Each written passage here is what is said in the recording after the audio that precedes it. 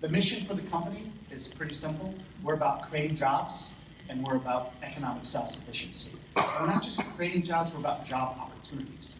And we were a place that had huge amounts of unemployment. 60%, I think, is in one of the video statistics. And we actually have more jobs in Winnebago than working age people. So if you do not have a job in Winnebago, you are committed to unemployment. And the other part of us is to create enough money that we don't have to beg for money anymore, right? So we want to create economic self-sufficiency. Because when the government gives us money, it always comes with strings attached. And I don't know if you know this, but Indians don't like being told what to do. And I said, if you want to do one thing on the reservation, you have to do everything. And you'll see what I mean. In order to sell houses, we had to sell used cars because people's credit were being ruined by exploitative, sort of practices from car lenders. And I had this moment where no one could get loans because this JV by writer was like 29% interest. And I said, blankly blank, I didn't go to trouble building this whole damn town so these guys could screw it all up. And so we started a company called Res Cars, and we had a t-shirt that said, it's how we roll. And we changed it recently to Titan Motors because apparently, if you're white, there's no way you're rolling a res car. We want to expand our market. So we also needed money. So we've now invested in a bank called Liberty National, and it's a bank with about 400 million in assets. It's very successful. And I said, just assume that any Indian comes in is the chairman's nephew, and he'll be fine. And so all of our employees sign up there.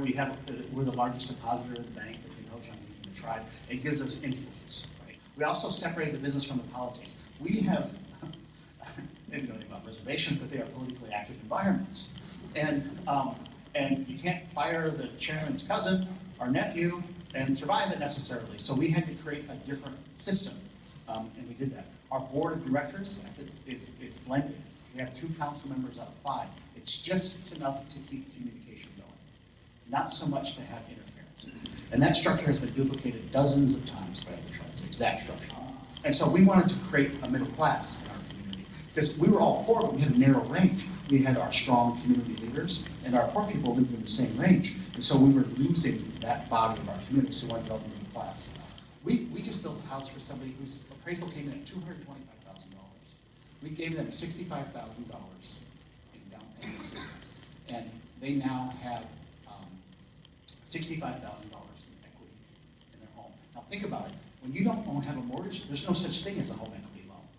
You don't own your land, you don't own the house, you don't have an asset to pass on to. This person instantly developed $65,000 in equity. And so we're changing the dynamic in our community from renters to home ownership. That changes your attitude about the schools, that changes the attitude about your yard, that changes, that's what we did the thing with the people mowing and water in their yard. That was my assistant and my chief operating officer's assistant. I've never seen her mowing. I have an image burned into my mind, where one of my grandfathers was pissed. He was drinking at the time, because drinking alcoholism was a major problem. And he was mad. I said, what happened?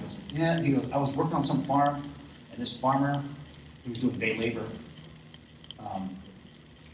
was saying things to him and yelling at him and stuff. And he goes, and I don't know what he did. He got mad. He did something to him, but he said, it was my land I was working on. And it just pissed me off. He was just sitting there drinking. And I'm thinking, what has this, and I think back to that, and I kind of laughed at the time, because I was a kid, but now I think back, what's going through his mind, right? He has to stand on the corner, get picked up in a truck, and go work as a field hand on his land because he has no ability to do it, because he doesn't have the capital resources. At best, we're socialists, and at worst, we're probably communists. Like most of the businesses, Ho-Chunk is a government-owned company that's doing all this development. And so let's back this up. A federal legal system that's absolutely exploitative, built on racism, a political system that is imposed on us that has nothing to do with this country, that's based on a nonprofit, right? An economic system that allows you to have no money as a government, to only be a beggar, that forces individuals into poverty, de-incentivizes home ownership, crushes entrepreneurship, and has no sort of wealth development over time, and forces you to be the low man on the totem pole, which I think is a positive, actually.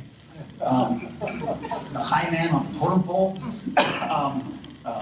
And socialism or communism. I think we might be the last guys doing it other than Cuba and North Korea. If you can get past that, the sun is shining, the birds are chirping in the springtime, because we have substantial advantages.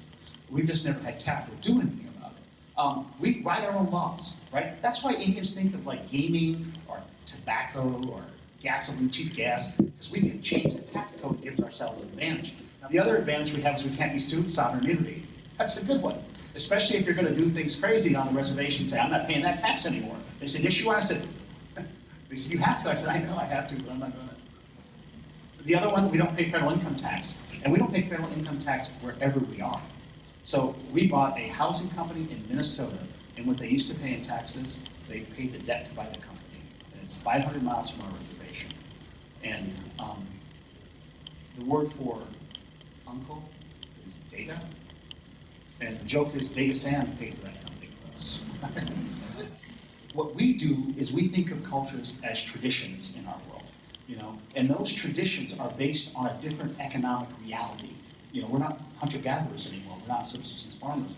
And so our trick is to what to take from that past, the social values, the issues about family, elders, taking care of your family, those kind of things, and bring them forward in a modern context. Because in our world, culture is a weapon. You know, you're not Indian enough, right?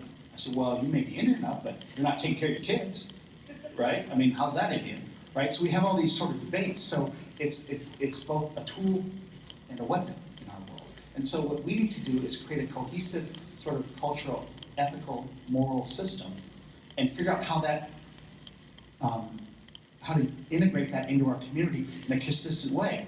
Now, I actually had to hire somebody to work on this for me because I can hardly say it, much less do it, right? But I've reached the point where I know it needs to happen, because if we create this modern, successful tribal company and half our people are left in poverty, then we have not been successful.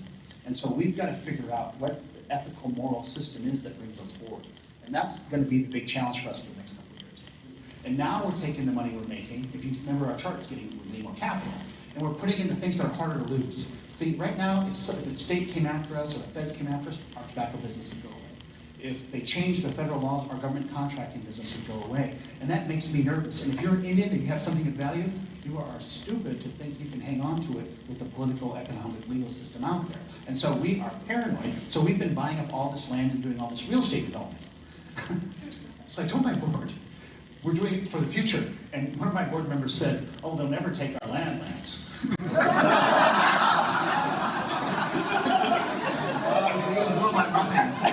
So, but that's where we're going. We're going asset heavy. We're building all these real estate projects. It's going to be easy to run. In some ways, ho chunking is a miracle. Right? In some ways, ho chunking is a miracle. And so I don't want to lose that. When I'm gone, I want it to be able to be managed by just good, competent people that we're pumping out solid people. We don't need superstars. We just need people who know what they're doing.